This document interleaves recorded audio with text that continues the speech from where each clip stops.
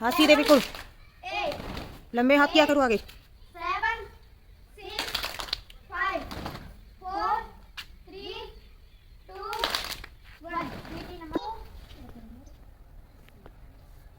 बिल्कुल सीधे कभी, हाथ सीधे, हाथ सीधे क्या करो, एकदम सीधे करे करो। 6 7 8 8 7 6 5 4 3 गलती नहीं। 2 1 नंबर 6, 1 2 3 ध्यान से। 4 5 6 7 8 राधिका 8 7 घुटने सीधे क्या करो। 6 5 4 3 2 1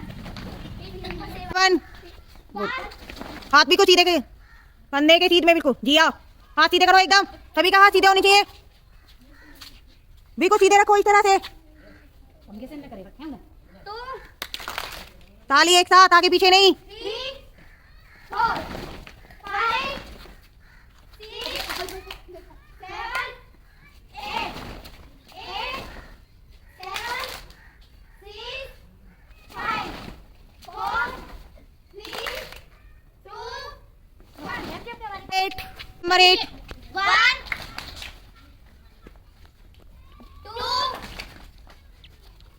आगे 3 4 5 6 7 8 8 जी हाँ, 7 6 5 4 3 2 1 1 2 3 4 5 6 अरे हाथ ने पलटे करो।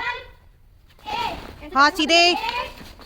7 6 5 4 3 2 1 1 2 3 4 5 6 7 8 8 7 6 5 4 3 2 1